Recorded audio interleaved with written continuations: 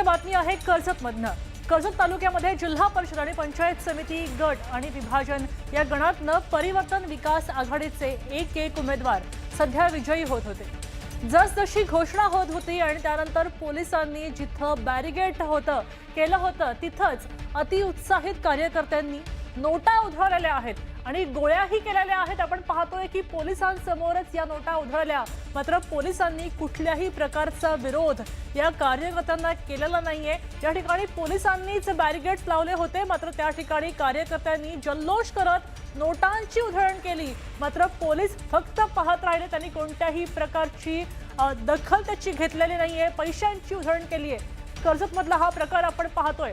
परिवर्तन विकास आघाडीचे कार्यकर्ते होते, त्यांनी नोटा उधळल्या, त्या गोळाही केल्या, मात्र या ठिकाणी पोलीस उभे असून सुद्धा त्यांनी कोणत्याही प्रकारची दखल घेतली नाहीये, कारवाई केली नाहीये। तेव्हा आता या कार्यकर्त्यांवर कारवाई होणार का हे पाहणं महत्त्वाचं आहे, कारण पैशांची अखेर रस्त्यावर उधळण केली आहे। ज्या ठिकाणी बॅरिगेड्स लावले होते त्या ठिकाणी नोटा उधळल्याचं पाहायला मिळतंय। दृश्य आपण कर्जतमधली पाहतोय। कर्जतमध्ये सध्या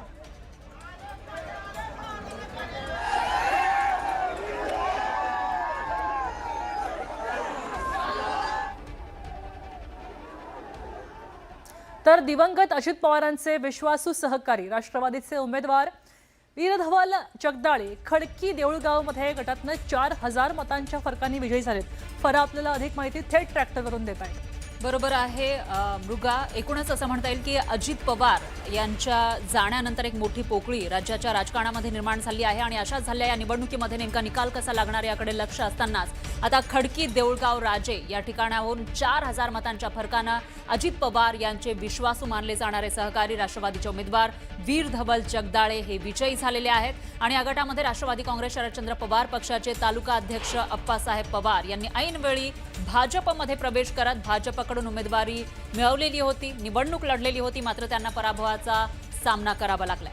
तर हा भाजप आमदार राहुल कुल यांना मोठा धक्का मानला जातोय।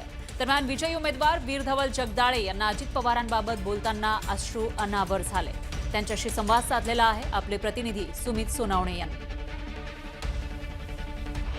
दौंडचे जे वीरधवल जगदाळे आहेत ते या ठिकाणी विजयी झालेले आहेत आणि आपल्यासोबत बोलण्यासाठी ते स्वतः आहे, कारण या ठिकाणी भाजपने मोठी ताकद लावली होती आणि आपण जर पाहिलं तर या ताकदीला जोगवून आता लोकांनी मतदान केलं आणि त्या मतदानामध्ये वीरधवल जगदाळे जे आहेत ते विजयी झालेत। तुमचा विजय झालाय।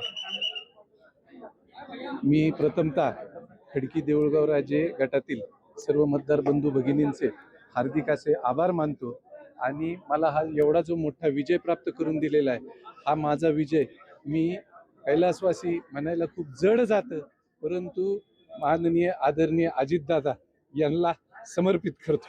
आज भावनिक होत आहे, अजितदादा तुमच्या सोबत नाहीये, नेमकं काय भावना आहे? अजितदादा असते तर हा विजय अजून द्विगुणित झाला असता। तुम्ही विजयी झाला आणि तुमच्या अंगावर गुलाल देखील नाही। काय गुलाल म्हणजे विजय तर होणारच होता। दादा असल्यामुळे, दादांचा पक्षाचा एक शिस्तबद्ध कार्यकर्ता असल्यामुळे विजय तर होणारच होता, परंतु गुलाल घेऊन असं वाटतं दादा असते तर गुलाल काय याही पेक्षा म्हणजे अजून काहीतरी वेगळं झालं असतं, परंतु आता नियतीने आमच्या नेत्यावर घाला घातलेला आहे, त्याच्यातून आम्ही सावरतोय आणि अशी अपेक्षा आहे। वेळ झाली विश्रांतीची, आम्ही लगेच परत येतोय।